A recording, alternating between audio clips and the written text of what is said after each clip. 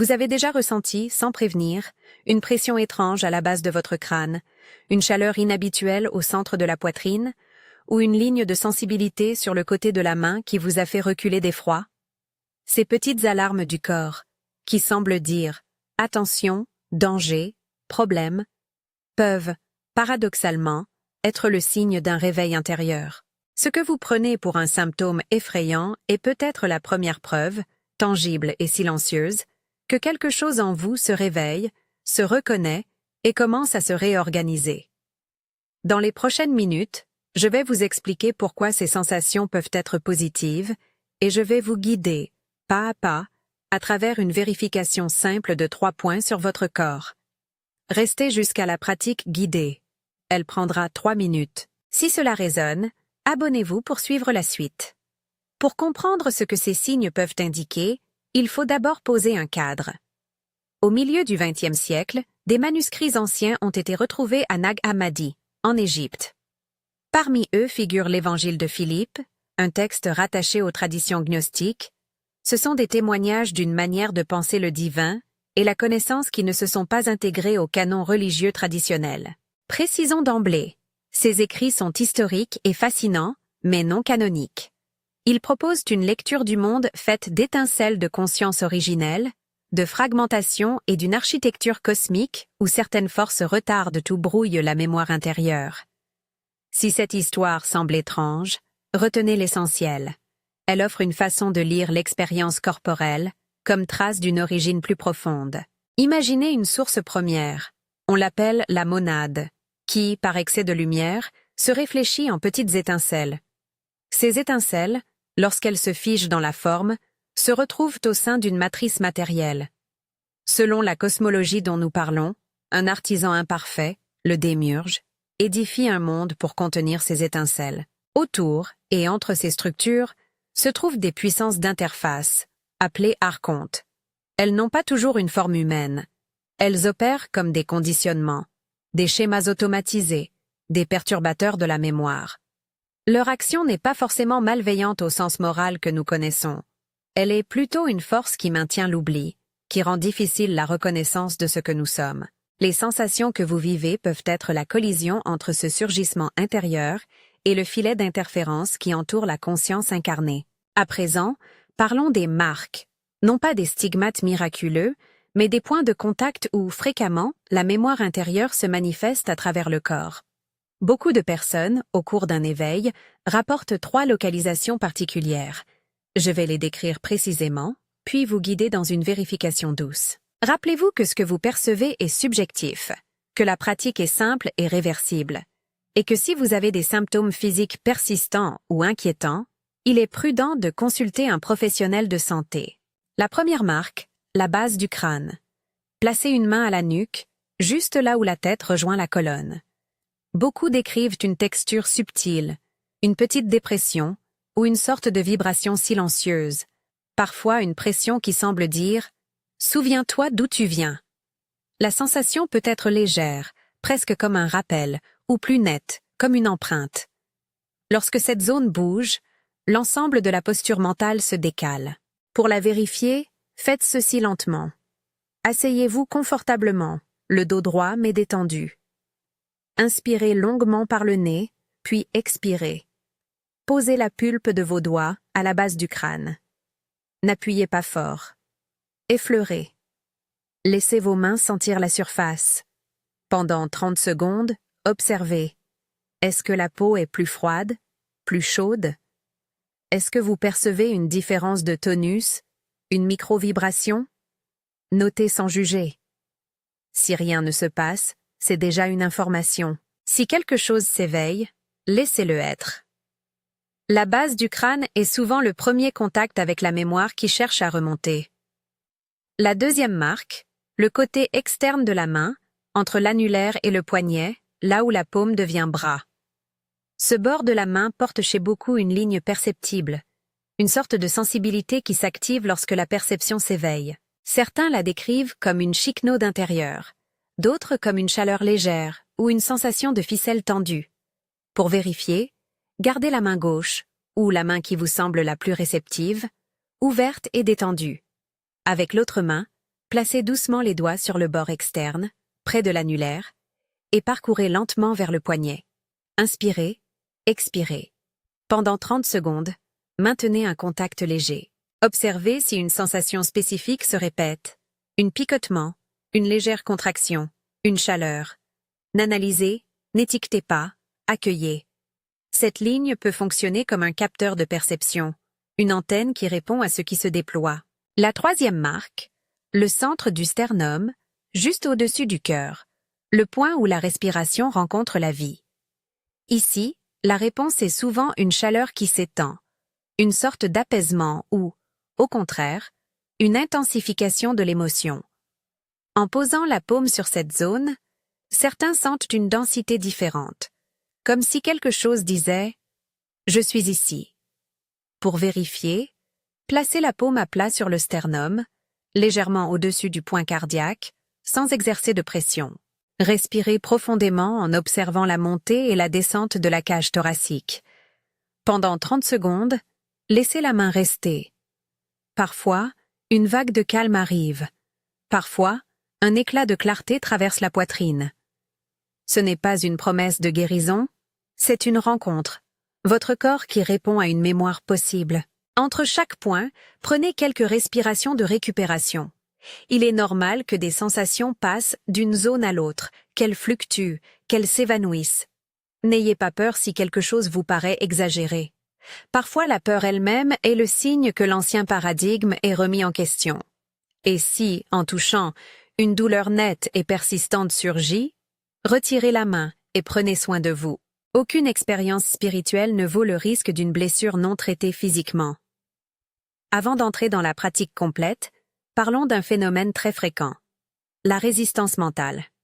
Lorsque quelque chose en vous commence à confirmer une mémoire intérieure, des pensées automatiques surgissent pour neutraliser l'expérience. Elles peuvent prendre la forme de sarcasme intérieur. C'est ridicule, c'est une illusion.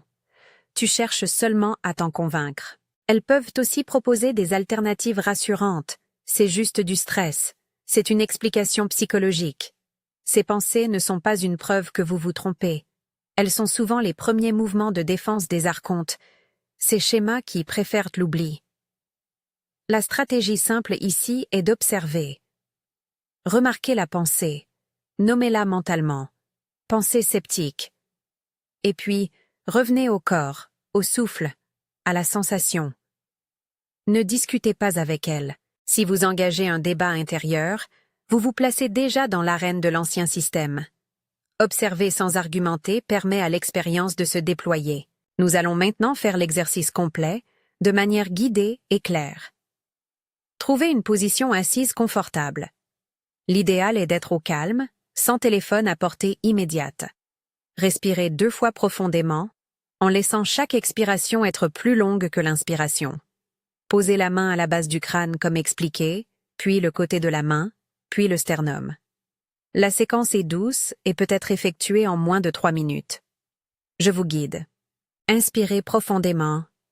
Laissez l'air remplir le ventre. Sentez la colonne s'allonger. Expirez lentement. Placez la pulpe des doigts à la base du crâne. Restez 30 secondes. Observez la texture, la température. Un mouvement imperceptible. Déposez maintenant votre main sur le côté externe de la main, près de l'annulaire. Maintenez un contact léger pendant 30 secondes. Sentez si une ligne se trouve, une tension, un picotement.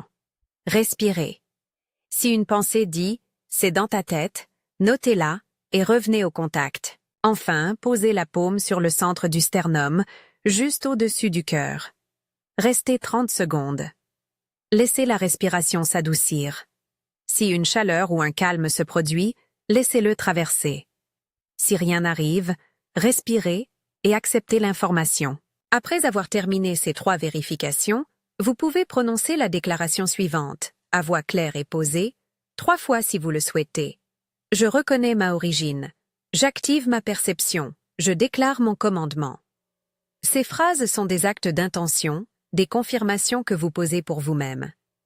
Elles ne fonctionnent pas comme une formule magique qui garantit un résultat. Elles sont une posture intérieure, un repère que vous offrez à votre corps et à votre attention. Répétez doucement, à votre rythme, « Je reconnais ma origine, j'active ma perception, je déclare mon commandement ». Il est probable qu'au moment même où vous prononcez ces mots, des pensées contradictoires surgissent. Elles peuvent être bruyantes. Ce n'est rien.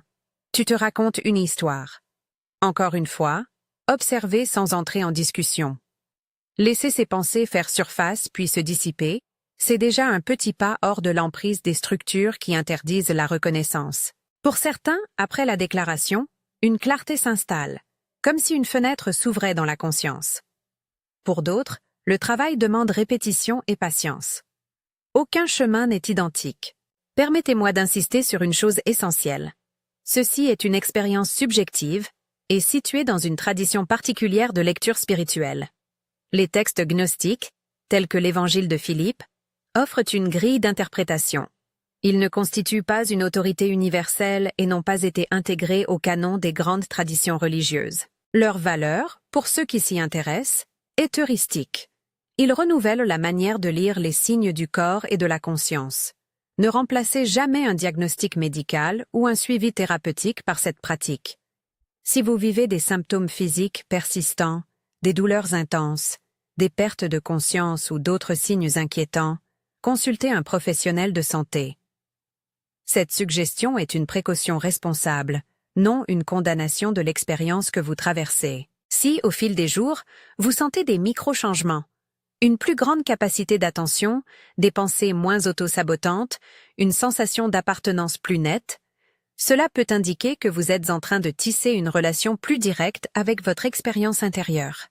Ce tissage se construit dans la répétition douce, dans la reconnaissance sans jugement, dans la communauté aussi. C'est pourquoi je vous encourage à partager vos réactions. Si, pendant l'exercice, vous avez senti quelque chose de significatif, écrivez « reconnaissance » dans les commentaires. C'est un petit signal qui permet à d'autres personnes de savoir qu'elles ne sont pas seules dans ce qu'elles vivent. Abonnez-vous pour la suite si vous souhaitez approfondir ces activations et recevoir des pratiques complémentaires. Avant de clore, quelques mots sur la résistance sociale et institutionnelle que ces lectures rencontrent. Les structures religieuses et culturelles dominantes ont des raisons historiques et théologiques d'exclure certains récits. Cela ne signifie pas que chaque proposition gnostique est essentielle pour vous, ni qu'elle soit infaillible. Cela indique simplement qu'il existe des traditions de pensée en marge qui offrent des outils pour lire l'expérience autrement. Restez critique avec compassion. Reconnaissez la force de ce que vous sentez. Informez-vous. Reliez-vous à d'autres. Mais ne cherchez pas à convaincre qui que ce soit par la force.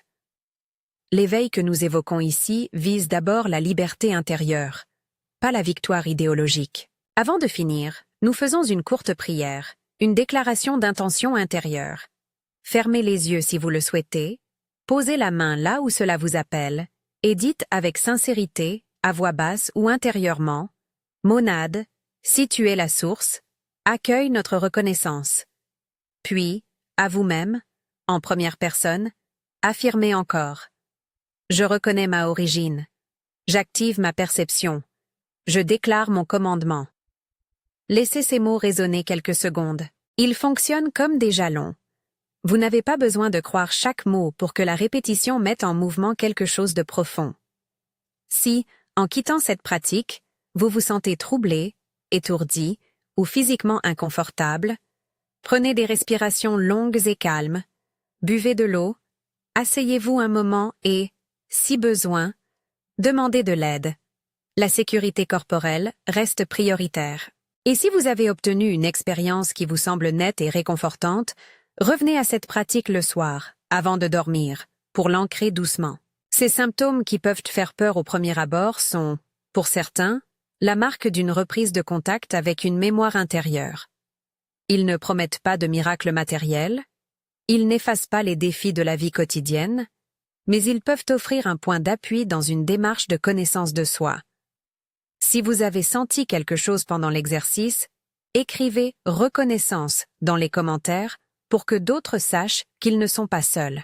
Abonnez-vous pour la suite, où nous approfondirons ces activations, toujours avec prudence et respect des limites. Que cette expérience vous serve de repère, ni plus ni moins. Nous ne cherchons pas à imposer une vérité unique. seulement à ouvrir une possibilité d'écoute envers le corps et la mémoire. Merci d'avoir pris ce temps pour vous. Je vous invite, encore une fois, à partager un signe de reconnaissance si vous avez vécu quelque chose, à revenir pratiquer et à prendre soin de vous avec douceur et discernement.